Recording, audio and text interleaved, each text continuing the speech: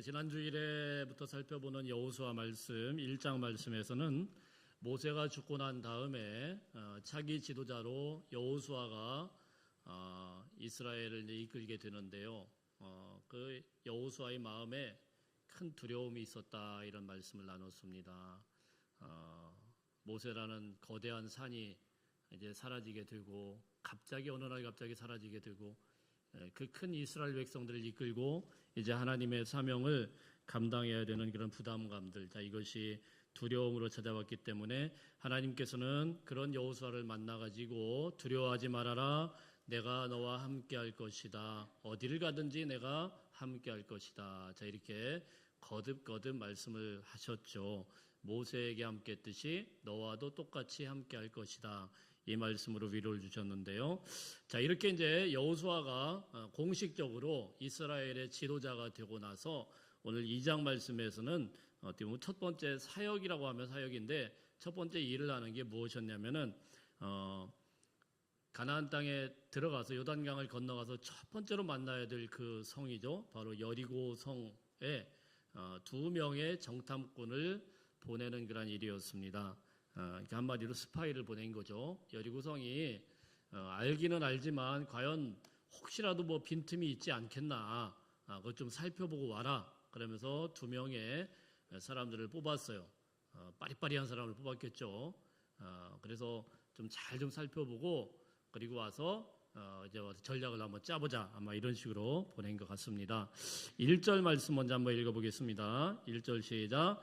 눈의 아들 여호수아가 시딤에서 2 사람을 정탐꾼으로 보내며 이르되 가서 그 땅과 여리고를 엿보라 하매 그들이 가서 라합이라는 기생의 집에 들어가 거기서 유숙하더니, 이 2명의 정탐꾼이 특별한 사명을 가지고 여리고성에 딱 들어가 가지고 한 일이라는 건 뭐냐면은 라합의 집에 들어갔어요.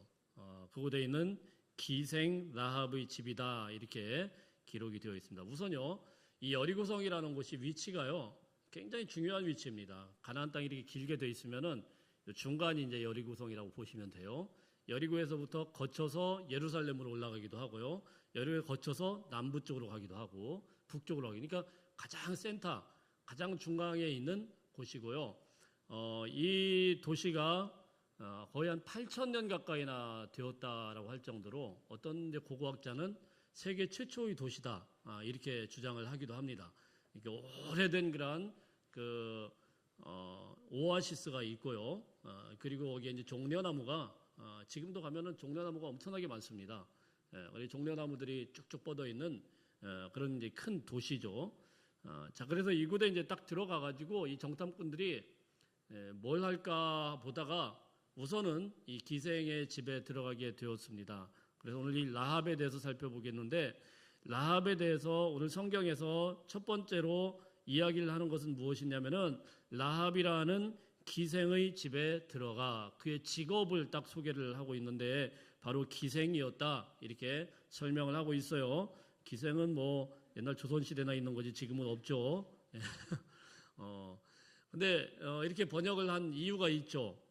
근데 사실은 기생이라는 번역도 조금 맞지는 않습니다. 이 히브리어를 보면은 조나라는 그런 말인데, 이건 이제 몸을 파는 그런 여인을 이야기하는 거예요. 창기라고 이렇게 쓰면 되는데 성경에다가 창기라고 이렇게 쓰기는 좀 그렇잖아요. 아마 그래서 기생이라고 이렇게 이야기를 한 거예요. 그리고 또 보니까 뭐 집도 집에서 유숙하고 잘 수 있도록 이렇게 해주는 뭐 여인숙 비슷하게 운영을 하는 거 보니까 이제 그렇게 번역을 했던 것 같습니다. 어쨌든 이 기생이라고 이야기되어 있고요. 왜 정탐꾼들이 이 집을 들어갔을까? 우리가 쉽게 생각을 해볼 수 있죠. 쉬우니까. 그런 집이니까 돈만 내면은 어떻게든 얼마든지 들어갈 수가 있고요. 그리고 또 쉬우니까 사람들이 들락날락하면서 여러 이야기들이 오가지 않겠습니까? 옛날에 우리나라의 중요한 정보는 다 기생집에서 들렸습니다. 그죠? 정치하는 이 사극들을 보면은 그 사람들이 기생집에 가가지고 저쪽으로 기생 하나 딱 이렇게 스파이로 삼아가지고 그 정보를 듣지 않습니까? 똑같은 것 같아요. 그래서 이 정탐꾼들이 머리가 좋으니까 야, 뭐부터 할까? 그래서 아마 기생의 집에 쓱 들어갔습니다. 15절 말씀에 보니까 이 라합이 살고 있는 곳이 성벽 위다 이렇게 설명을 하고 있어요. 지금 우리의 사고 방식을 보면 야 위층 스카이빌라인가 뭐 이래서 굉장히 좋은 데인가 이렇게 생각할 수 있겠지만 사실은 이 고대라는 사회에서 특별히 여리고 같은 데서 성벽 위에 산다라는 것은 가장 못 사는 사람이라고 생각하면 돼요. 지금으로 치면 다리 밑에서 살고 있다 이렇게 생각하시면 돼요. 왜 그러냐면은 누가 그 돈 좀 있고 그리고 좀 힘께 났으면은 어디로 갈까요? 당연히 오아시스 옆으로 갑니다. 그리고 종려나무가 있는 그곳으로 가요. 아니 거기가 살기가 편하지 왜 굳이 성벽 꼭대기에 올라가죠? 성벽은 또 굉장히 위험한 동네 아니겠어요? 성벽 꼭대기에 올라가면은 그 성벽에서 언제 공격을 당할지 모르고 뭐 자기가 무슨 파수꾼도 아닌데 거기에서 산다. 공격당하면 제1호 타겟 아니겠어요? 가장 위험한 곳에 살고 있는 그런 여인. 그리고 자신의 몸을 팔아서 또 말씀을 보다 보면은 자신의 몸을 팔아서 자기만 사는 게 아니고요. 딸린 가족들까지 있어요. 생계를 책임져야 되는 그런 참 불쌍한 그런 여인. 비참하고 보잘것없는 그런 여인. 그 직업이 바로 기생이었다 이렇게 밝히고 있는 것입니다. 여리고 한복판에서 이방의 땅에서 우상 숭배로 가득한 이 가나안 한복판에서 살았던 이 여인인데 놀라운 것은 성경에서 이 여인을 다 기록을 하고 주목을 하면서 뭐라고 말씀하냐면은 이 여인이 하나님의 은혜를 입고 나서 어떻게 바뀌냐면은 다윗 왕의 가문에 이름을 딱 하고 올린 거예요. 할렐루야. 놀랍지 않습니까? 다윗 왕이 이 여인의 후손으로 오게 돼요. 그 말은 무슨 말씀이죠? 마태복음 1장 말씀해 보니까 예수님의 그 족보의 꼭대기 올라가다 보면은 바로 이 기생 라합의 이름이 등장을 한단 말이에요. 이방인이었어요. 그곳에서도 하찮은 일을 한 정도가 아니고 그냥 몸 파는 여인이었어요. 성 꼭대기에서 사는 비참한 여인이었어요. 누구도 주목하지 않은 그런 여인이었는데 그곳에 떡하니 다윗의 왕가에 예수님의 그 족보에 이름이 등장할 정도로 명문 가문이 되게 되었다는 사실입니다. 히브리서 11장 말씀에 보면은 믿음의 가문들에 대해서 믿음의 사람들에 대해서 이름이 쭉 나와요. 이스라엘의 그 수많은 조상들 이름들 가운데서 믿음의 사람의 이름이 쭉 등장하는데 얼마나 기라성 같은 사람들의 이름이 등장하냐면은 아브라함, 야곱, 모세 뭐 이런 사람들이 등장을 하는데 거기에 떡하니 라합의 이름이 등장을 해요. 어떻게 해서 이 라합이 이렇게 축복된 그런 이름으로 올라가게 되었을까? 이방인이었고 아주 비참한 생활을 했던 그런 인생이었고 기생일 뿐인 그런 라합인데 도대체 어떻게 그가 어떤 믿음을 가졌기에 성경은 그녀를 이렇게 귀한 믿음의 사람으로 이야기를 하고 또 기록을 하여서 우리에게 말씀을 하실까요? 오늘 말씀을 통해서 기생이지만은 신실하게 하나님을 기다리던 그녀의 믿음을 우리가 한번 들여다보면서 우리가 이 삶의 자리에서 어떤 믿음을 가지고 하나님을 예배해야 되는지를 깊이 한번 생각해 봤으면 좋겠습니다. 2절 3절 한번 읽어보겠습니다. 2절 3절 시작. 어떤 사람이 여리고 왕에게 말하여 이르되 보소서 이 밤에 이스라엘 자손 중에 몇 사람이 이 땅을 정탐하러 이리로 들어왔나이다. 여리고 왕이 라합에게 사람을 보내어 이르되 내게로 와서 내 집에 들어간 그 사람들을 끌어내라. 그들은 이 온 땅을 정탐하러 왔느니라. 정탐꾼들이 기생 라합의 집에 들어갔는데 들어가자마자 발각이 됩니다. 참 들어가자마자 발각이 돼가지고 이제 곧 죽을 위기에 닥치게 된 거예요. 근데 왜 이렇게 발각하게 됐을까? 그럴 수밖에 없는 구조였어요. 왜냐하면은 이 여리고성도 다 들리는 소문이 있을 거 아닙니까? 바로 앞에 시딤 골짜기까지 지금 200만이나 되는 이스라엘 사람들이 와가지고 딱 진치고 있는데 그 사람들이 어떤 사람이라는 건 소문을 들어 다 알고 있어요. 그럼 다음 타겟이 어디라는 것도 알고 있어요. 요단강 건너서 바로 우리구나. 그럼 어떻게 될까요? 아주 초비상 상태예요. 아마 비상계엄령이 딱 떨어졌을 겁니다. 왕을 통해서 야 긴장해라. 혹시 조금이라도 이상 징후가 발생하면은 다 보고해라. 들어가자마자 발각이 됐습니다. 그리고 바로 보고를 하고 왕은 이제 명령을 내려서 군사를 이끌고 이제 기생 라합의 집에 들어가가지고 막 이제 문을 두드립니다. 조용하게 신사적으로 이야기를 했을까요? 절대 아니죠. 지금 심각한 상황입니다. 나라의 비상 상황이에요. 창 들고 칼 들고 당장이라도 잡아다가 죽이려고 그냥 문을 꽝꽝꽝꽝 두들기고 그렇게 이야기를 하는데 오늘 4절부터 말씀 한번 보겠습니다. 4절, 5절, 6절 한번 읽어보겠습니다. 시작. 그 여인이 그 두 사람을 이미 숨긴지라 이르되 과연 그 사람들이 내게 왔었으나 그들이 어디에서 왔는지 나는 알지 못하였고 그 사람들이 어두워 성문을 닫을 때쯤 되어 나갔으니 어디로 갔는지 내가 알지 못하나 급히 따라가라 그리하면 그들을 따라 잡으리라 하였으나 그가 이미 그들을 이끌고 지붕에 올라가서 그 지붕에 벌려놓은 3대에 숨겼더라. 지금 잘못하면은 바로 끌려가가지고 이 두 명이 그냥 꼼짝없이 죽을 그런 위기에 있었는데요. 이 여인이요, 이 두 명을 딱 숨겼다고 이렇게 말씀을 합니다. 이미 숨긴지라 4절에요. 그리고 6절에 보면은 지붕에 있는 그 숨긴 곳이 3대 이렇게 곡식 더미를 이렇게 쭉 놓은 곳 아니겠습니까? 그 뒤에다가 숨겼더라 이렇게 구체적으로 말씀을 합니다. 그리고는 아주 그 수사관들에게 태연하게 이제 거짓말을 하는데 그 사람들이 여기 온 거는 사실인데 나는 그 사람들이 도대체 어디서 왔는지도 모르겠고 저녁 때쯤 되니까 그냥 집을 뛰쳐나갔습니다. 뭐 이러면서 아주 차분하게 얼굴색 하나 변하지 않고 착착착착 이야기를 하니까 이 사람들이 수사하러 왔다가 100% 라합의 말을 믿고요. 군사들이 이제 다시 집으로 돌아간 겁니다. 저는 이 말씀을 가만 보면서 사람이 조금이라도 당황이 되면은 뭔가 버벅거리게 되어 있잖아요. 전혀 버벅거리지 않는 거예요. 오자마자 이 사람들이 올 것을 미리나 알았다라는 듯이 사람들을 미리 숨기고 철저하게 비밀에 붙이고 그리고 나서 군사들이 들이닥치니까 와가지고 아주 그냥 얼굴색 변하지 않고 다 아직 거짓말로 이야기를 하니까 그냥 넘어가 버리게 된 거죠. 이 여인은 이렇게 위기 상황 속에서 어떻게 이렇게 전혀 당황하지를 않았을까요?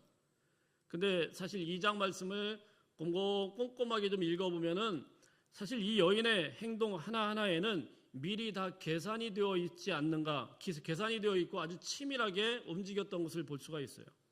왜냐하면 정탐꾼이 기생 라합의 집에 위장 침입을 하고 숨었는데 그 발각된 시간이 얼마나 되었을까요? 사실 오래 걸리지 않았을 겁니다. 금방 발견됐어요. 외부인이 쳐들어왔는데 뭐 그걸 뭐 모르겠습니까? 아무리 숨긴다고 하더라도 사람들이 맨날 동네 사람들이 왔다 갔다 하는 장소인데 이상한 애가 나와 있으면은 쟤 왜 왔지? 금방 알죠. 가만 보니까 제가 유대인 첩자다. 금방 알죠. 그거 알아차리는데 얼마나 걸렸을까요? 오래 안 걸렸을 겁니다. 그럼 그리고 나서 왕에게 바로 보고를 했습니다. 왕이 안 그래도 기다리고 있습니다. 오면은 당장 잡아서 고문을 하든지 죽일 것이다. 이렇게 고문하는데 왕이 군사를 이끌고 거기 가는데 얼마나 걸렸을까요? 제가 볼 때는 아무리 걸려봐야 한두 시간이면 다 끝납니다. 왕이 거기까지 오는 시간까지. 그러니까 괜히 저녁 때 거기 들어갔다가 한두 시간 안에 바로 군사가 이끌고 온 겁니다. 굉장히 당황스러운 시간이에요. 굉장히 그 상황을 보면서 급박하게 돌아가는 그런 상황 가운데서 이렇게 차분하게 행동할 그런 시간적인 여유가 없습니다. 이미 알았던 거예요.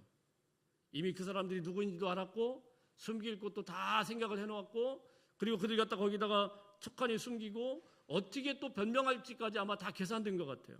꽝꽝꽝꽝 문을 두드리는데 마치 기다렸다는 듯이 이들을 숨겨주고는 2장 말씀을 다 읽어보면은요 이들 갖다가 숨겨주고 막 아주 그냥 그럴싸하게 다 보낼 뿐만이 아니고 이들이 뭐라고 이야기를 하냐면요 라합이 이 두 명의 정탐꾼들을 불러놓고 기가 막힌 이야기를 해요. 하나님이 이 성을 멸하실 것을 나는 안다. 이렇게 이야기합니다. 이 성을 멸하실 것을 나는 안다. 그리고 이 성이 멸망당할 때 자기와 자신의 가족을 반드시 구원해 달라. 이렇게 이야기를 합니다. 그리고 그 약조를 해라. 그래서 이 정탐꾼들이 그 이야기를 듣고 알겠다고. 그래서 너 혹시 창문에다가 붉은 줄을 달아 매면은 그러면은 바로 너네 집인 줄 알 거니까 우리가 쳐들어올 때 너희 집은 가만두지 않을게.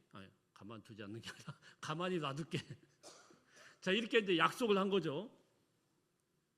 그러니까 이런 것들 가만 보면은 미리미리 계산되지 않으면 이렇게 할 수가 없죠. 일찌감치부터 라합은 가만 보니까 마음의 준비를 하고 있었고 이 사람들이 올 때를 딱 마치 기다렸다는 듯이 언제부터 이것을 알았는지 모르겠지만은 착착착착 자신의 계획대로 일을 진행하는 것 같은 그런 느낌을 받아요. 어떻게 이 라합이 이 사실들을 다 알 수가 있었고 대비할 수가 있었을까요? 하나님께서 이 성을 멸한다라는 걸 어떻게 라합이 알 수가 있었을까요? 생각할수록 기가 막힌 일 아닙니까? 지금 사실 이스라엘 이 두 군사들도 하나님께서 이 성을 멸한다라는 것은 장담을 못하고 알 수 없는데 라합은 알고 있어요. 하나님이 이 성을 멸하실 것이다. 그리고 그때 당신들이 나를 구원해 줘야 된다. 약조하라. 한번 생각해 보십시오. 이 여인의 행실이 그렇게 좋은 여자가 아닙니다. 그 가나안 땅에서 사악한 종교가 있는 가나안 땅에서 매춘부였다라고 이렇게 말씀을 해요. 이런 여자가 주님이 자기의 땅에 오실 그리고 주님의 뜻이 이때 임할 것을 알지도 못하는데 어떻게 그날을 기다리면서 그 시간을 기다리면서 예비하면서 준비하면서 있었을까요? 우선 이 말씀을 통해서 우리가 한 가지 기억해야 되는 것이 있습니다. 하나님께서는 오늘 이 라합과 같은 사람을 찾으시는데 어떤 사람을 찾느냐? 준비하면서 믿음을 가지고 기다리는 사람을 부지런히 찾고 계신다는 사실입니다. 무슨 말씀입니까? 주님이 다시 오실 그날을 다 압니다. 주님이 오신다라고 고백을 하고 주님이 오신다라고 찬양을 하고 주님이 오실 그 나라를 우리는 기대한다라고 말은 하지만 정말 라합처럼 그것을 철저하게 믿고 하나님이 오실 그때를 학수고대하면서 기다리고 준비하는 사람, 그런 사람이 당황하지 않는 거예요. 그런 사람이 당황하지 않는 거예요. 정탐꾼들은 물론 여호수아의 명령을 따라서 그곳에 갔지만은 사실 라합의 입장에서 가만히 보면은 이 정탐꾼은 하나님께서 자기를 구원해 주시기 위해서 그 약속하신 바를 이루기 위해서 보내주신 하나님의 천사들이에요. 할렐루야. 하나님의 천사들이 라합의 입장에서 보면 천사예요. 왜냐하면요, 가만 보면은 어차피 이 전쟁은요 하나님이 하시는 전쟁이었어요. 우리 너무 잘 알죠. 여호수아 6장 말씀에 보면 여리고성 무너뜨릴 때 이 정탐꾼들의 도움을 받았다? 전혀 없습니다. 이 정탐꾼들이라고 한 일이라고는 가가지고 라합 집에 있다가 쫓겨나서 다시 집으로 돌아간 거예요. 가가지고 무슨 이야기를 하겠습니까? 가봤더니 성이 대단하더라. 그리고 뭐 했냐 그랬더니 라합의 집에 있다가 죽다 살아났어. 이게 무슨 도움이 돼요? 그거 하려고 정탐꾼을 왜 보냅니까? 거기까지. 전혀 도움이 안 돼요. 하나님께서는 이미 이 성을 멸하기로 작정을 하셨기 때문에 이 성을 군사적인 힘으로 멸하고 싸우려고 생각도 안 하셨습니다. 하나님은 이 성을 멸할 작전을 이미 갖고 있었어요. 그건 무엇입니까?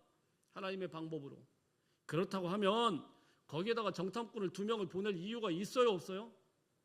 전혀 없죠. 뭐 하려고 거기를 보내요?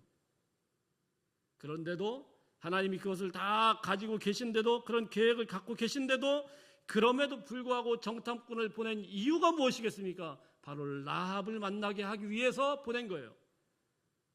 그 땅에서 하나님의 그 구원을 기다리면서 그럼에도 불구하고 이 멸망당할 때 하나님께서 나를 구원해 주실 그 소망을 품고 그 비참함 가운데서 끝까지 하나님의 그 은혜를 구하던 그 라합 만나게 하기 위해서 이 2명의 정탐꾼을 보낸 것입니다. 할렐루야. 그거 아니겠어요? 뭐 하려고 그곳에 보냅니까? 쓸데없이. 어차피 하나님께서 하실 전쟁인데 그 정탐꾼이 가가지고 가져온 것도 아무것도 없는데 왜 보냅니까?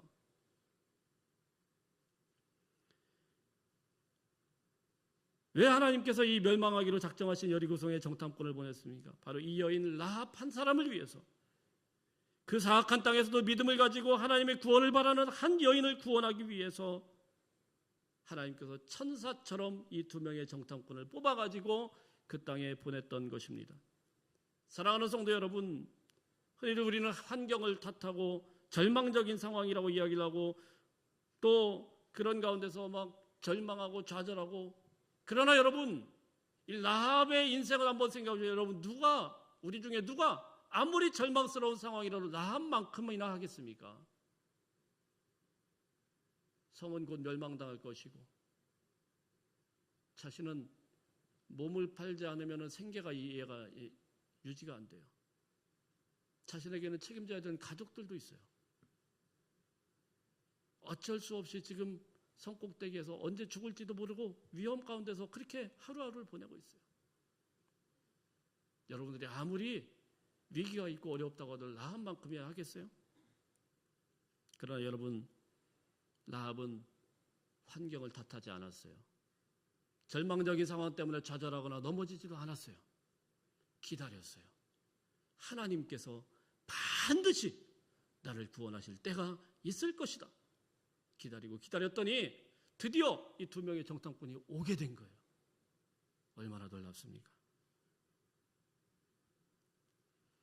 사랑하는 성도 여러분, 그러므로 오늘도 여러분의 상황과 환경 가운데서 좌절하거나 넘어지거나 부서지고 무너지는 그런 환경 가운데서 환경 탓하지 마시고 반드시 여러분들을 구원하실 하나님의 은혜를 구하시고 라합처럼 끝까지 기다리고 인내할 수 있는 저와 여러분들 다 되시기를 축복합니다.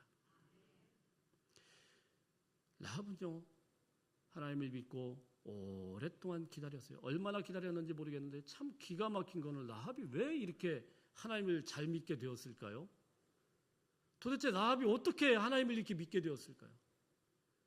여호수아와 그 수많은 이스라엘 백성들도 여리고성에 대해서 이거 어떻게 될지 아무도 몰라요. 그런데 라합의 입을 통해서 이 성 멸할 것이다, 하나님이 멸하기로 작정하셨다라는 것을 고백하는 거예요. 어떻게 그걸 알게 되었을까요? 어떻게 라합이 이렇게 믿음을 고백을 하고 이렇게 이야기할까요? 우리 9절, 10절 한번 읽어보겠습니다. 9절, 10절, 11절 한번 다 읽어보겠습니다. 시작. 말하되 여호와께서 이 땅을 너희에게 주신 줄을 내가 아노라. 우리가 너희를 심히 두려워하고 이 땅 주민들이 다 너희 앞에서 간담이 농나니 이는 너희가 애굽에서 나올 때에 여호와께서 너희 앞에서 홍해 물을 가르게 하신 일과 너희가 요단 저쪽에 있는 아모리 사람의 두 왕 시혼과 오게게 행한 일 곧 그들을 전멸시킨 일을 우리가 들었음이니라. 우리가 듣자 곧 마음이 녹았고 너희로 말미암아 사람이 정신을 잃었나니 너희 하나님 여호와는 위로는 하늘에서도 아래로는 땅에서도 하나님이시니라. 이게 누가 고백한 거냐면 라합이 고백한 거예요. 여호수아가 고백한 거 아니에요. 이스라엘의 믿음 충만한 사람들이 고백한 게 아니에요. 뭐라고 합니까? 너희의 하나님 여호와는 위로는 하늘에서도 아래로는 땅에서도 하나님이시니라. 이렇게 정확한 고백이 어디 있어요? 어떻게 이렇게 영적인 탁월한 감각을 갖고 어떻게 라합이 이렇게 하나님을 잘 믿을 수가 있었을까요? 나는 이 땅을 여호와께서 당신들에게 주신 것을 믿습니다. 잘 압니다. 우리는 당신들에 대한 소문을 다 듣고 두려워하고 있었습니다. 우리가 무서워하는 것은 여호와께서 당신들을 도우신 그 큰 일들을 인하여서 지금도 돕고 계신 것을 알기 때문입니다. 이집트에서 나올 때 홍해의 물을 마르게 하신 사실을 나는 들었고, 그리고 40년 전에 그 사건뿐만이 아니고 바로 전에는 바산왕 옥과 시온을 다 물리쳤던 거 우리 다 알고 있습니다. 라합은 모두 다 알고 있었어요. 그리고 이 모든 이야기를 들었을 때 우리는 마음이 녹아버렸다고 했습니다. 정신을 잃어버렸다고 이야기를 합니다. 우리는 당신들과 싸우는 것을 굉장히 두려워하고 있다고 이렇게 이야기를 합니다. 여호와는 하늘에서도 땅에서도 하나님이십니다. 얼마나 대단한 영적인 감각을 갖고 있는지 몰라요. 얼마나 대단한 영적인 그런 그 선견 지명을 갖고 있는지 몰라요. 당신들의 배후에서 하나님이 돕고 계십니다. 이 두 명의 정탐꾼이 라합에게 왔다가 그 설교를 듣고 거꾸로 전도받고 아마 돌아간 거예요. 얼마나 놀랐습니까? 어떻게 여리고성 꼭대기에서 자신의 생계를 위해서 몸이나 팔던 이런 여인인데 어떻게 이 라합의 입에서 이런 고백이 나올 수가 있었을까? 누가 이 여인에게 이 믿음에 대해서 가르쳐 주었을까요? 주변에는 보면 다 바알 섬기고 아세라 섬기고 수많은 우상들만 섬기는 그런 나라였는데, 하나님의 하자도 이야기를 하던 그런 나라인데 어디서 배웠고 누가 가르쳐 줬을까요? 이 말씀을 곰곰이 묵상하고 또 이런 식으로 가만히 생각하고 기도하는 중에 과연 이게 어떻게 온 믿음일까 생각할 때 10절과 11절에서 아주 중요한 영적인 단서를 하나 되게 보게 됩니다. 이는 너희가 애굽에서 나올 때 여호와께서 너희 앞에서 홍해물을 마르게 하신 일과 너희가 요단 저쪽에 있는 아모리 사람의 두 왕 시온과 옥에게 행한 일 곧 그들을 전멸시킨 일을 우리가 들었음이니라. 11절에도 우리가 듣자 곧 마음이 녹았고 들었다라는 거예요. 들었다라는 거예요. 라합이 가지고 있던 믿음은 한마디로 들음에서 온 겁니다. 들음에서. 로마서 말씀이 생각나죠. 로마서에서 뭐라고 합니까? 믿음은 들음에서 나며 들음은 그리스도의 말씀으로 말미암았느니라.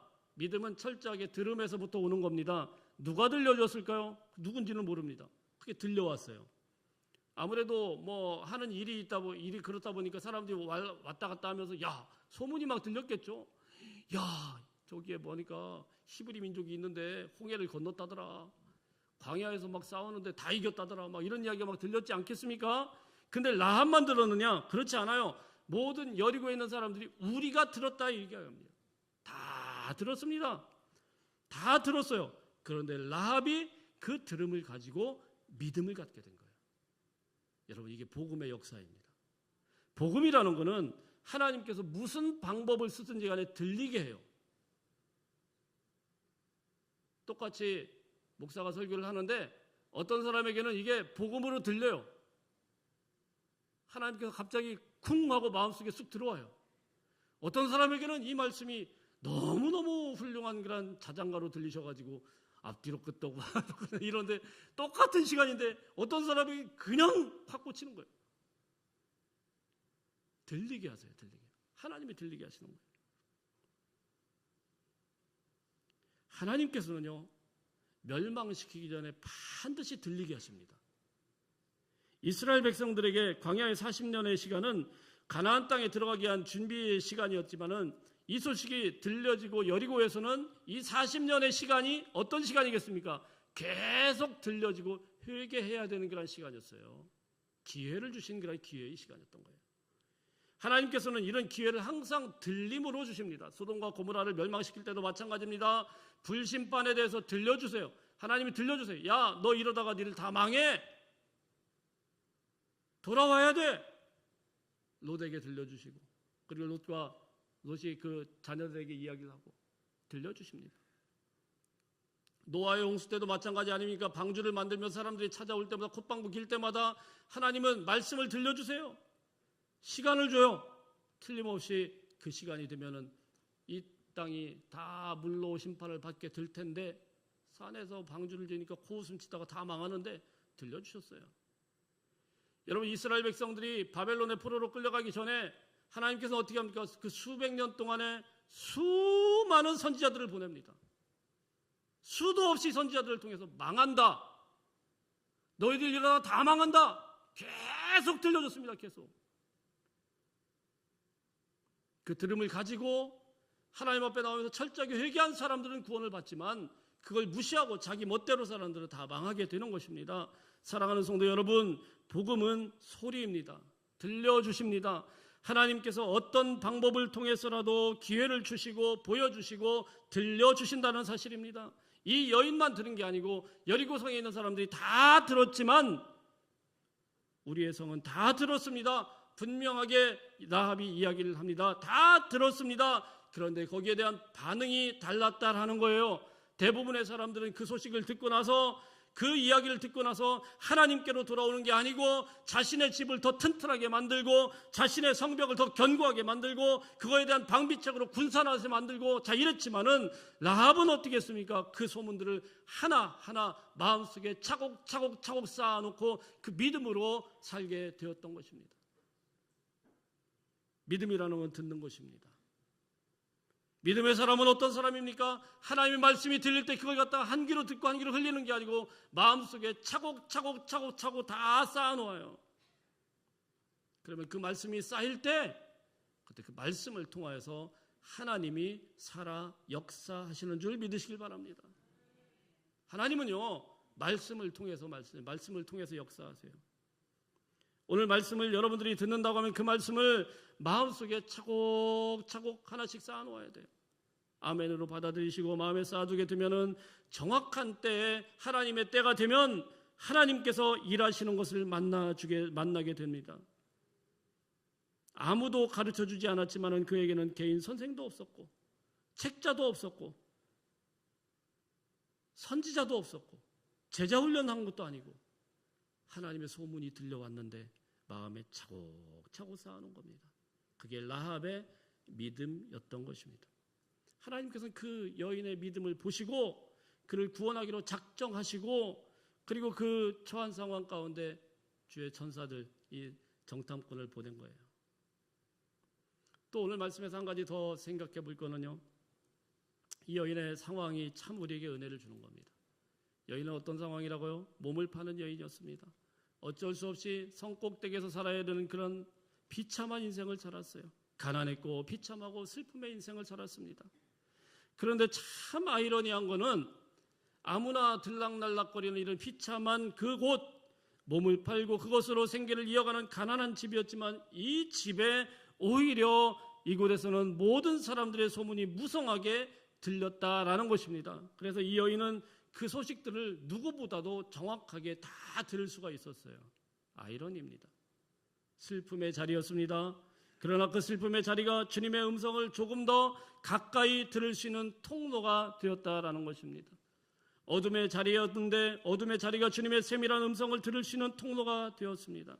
절망의 자리, 좌절의 자리, 그런 곳인데 주님의 구원의 복음을 들을 수 있는 은혜의 자리가 되게 되었다는 사실입니다. 오늘 말씀을 통해서 우리는 분명하게 기억하고 또 기억해야 됩니다. 지금 우리가 살아나는 그런 일들 가운데서 풀리지도 않고 뭔가 자꾸 틀어지고 억울하고 절망이 찾아오고 어려움이 찾아오고, 그렇다고 하면은 여러분, 그 자리는 하나님의 복음의 소리가 더 크게 들리는 그런 자리인 것을 믿으시길 바랍니다. 틀림없어요. 우리가 절망 가운데 있고 탄식 가운데 있을 때 주의 복음은 더 선명하게 들려요. 그녀는 그 죄악 많은 여리고성에서 몸을 파는 여인이었습니다. 누가 몸 파는 여인으로 살고 싶겠어요? 누가 그렇게 살고 싶겠어요? 어쩔 수 없이 그렇게 살게 된 거예요. 안 그러면은 가족들까지 다 죽게 되니까 이 부양하기 위해서 그 가련한 몸으로 그걸 버텨냈는데, 그 여인에게 복음에 들려오게 된 것입니다. 하나님의 세밀한 음성이 들려오게 된 것입니다. 그 절망과 원망의 땅에 하나님의 놀라운 은혜가 임하게 된 것입니다. 그 한숨과 비탄의 자리에 하나님이 보내주신 천사가 임하게 된 것입니다. 사랑하는 성도 여러분, 이 라합을 통해서 우리가 배울 수 있기를 바랍니다. 혹시라도 여러분의 상황이 절망적인 상황에 놓여 있다고 생각을 하십니까? 어려움 가운데 있다고 생각을 하십니까? 그 상황은 오히려 하나님의 구원의 세밀한 음성을 들을 수 있는 귀한 시간인 것을 믿으시길 바랍니다. 하나님은 이 비천한 라합, 아무도 거들떠보지 않는 그런 기생 라합을 들어서 다윗 왕을 낳은 믿음의 명문 가문으로 그 어머니가 되도록 선택하셨다라는 사실입니다.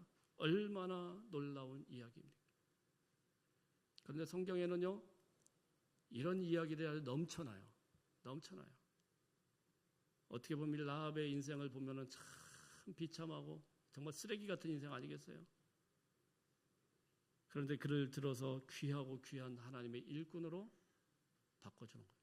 하나님은요, 쓰레기처럼 내버린 그런 인생을 다시 재활용해가지고 하나님의 순전한 그런 그릇으로 만드는데 탁월하신 분이에요. 기생 라합이 그런 인생이었어요. 완전히 버려진 여리고의 기생이었지만 하나님의 손에 사로잡히니까 구원받아가지고 다윗과 예수 그리스도의 조상이 되는 놀라운 쓰임을 받지 않습니까? 예수님을 3번 부인했던 베드로는 어떤가요? 죄인과 괴수였던 바울은 어떤가요? 간음죄를 지었던 다윗은 어떤가요? 다 마찬가지예요. 정말 완전히 비참하고 망가진 그런 폐기된 그런 쓰레기 같은 그런 인생들이었지만 하나님의 손에 잡히니까 놀라운 하나님의 구원의 일꾼으로 다시 사용되게 되더라는 것입니다. 우리가 뭐 대단해서 하나님이 쓰시는 거 아니에요. 저도 마찬가지고 여러분들도 마찬가지고 뭐 대단하기 때문에 하나님의 일을 하는 게 아닙니다. 하나님은 비천하지만 모자라지만 쓰레기처럼 폐기 처분돼야 되지만 그런 죄인의 괴수, 죄인들을 새롭게 하셔서 하나님의 놀라운 구원의 자리에 일꾼으로 불러주고 계신다는 사실입니다. 누구든지 그리스도 예수 안에 있으면 새로운 피조물이라 이전 것은 지나갔으니 보라 새 것이 되었도다. 하나님이 새롭게 하시는 거예요. 사랑하는 성도 여러분, 여러분의 인생이 엉망진창이라고, 여러분의 인생이 엉터리라고 그냥 세상 탓만 하고 세월 탓만 하고 나는 몸도 병들었고 늙었고 아무것도 못한다라고 그냥 그렇게 주저앉아 계시면 안 돼요. 예수님을 만나야 됩니다. 그래서 예수님을 만나야 됩니다. 그래야 새로워질 수가 있습니다. 여러분의 인생은 라합처럼 정말 폐기처분될 수밖에 없는 그런 인생이라고 할지라도, 상처 있는, 참으로 상처 많은 인생이라고 하더라도 하나님은요 그런 거 상관하지 않아요. 여러분이 주님 앞에 인생을 드리기로 이 시간 바로 결단한다고 하면은 하나님은 여러분의 인생이 어떠하든지 간에 상관없이 놀랍게 사용하실 것입니다. 하나님의 라합의 인생을 들어 쓰신 거라고 하면은 바로 저와 여러분도 똑같이 쓰실 것입니다. 하나님께서 내미시는 은혜의 기회를 팍 붙잡을 수 있는 은혜가 있길 바랍니다. 그분에게는 인생을 거십시오. 그러면 하나님께서 여러분의 인생에 이제 과거의 것들은 다 지나가고 축복의 역사를 새롭게 쓰시면서 여러분을 사용하시고 여러분의 자녀들을 붙들어 주실 줄로 믿습니다. 우리 기도하겠습니다.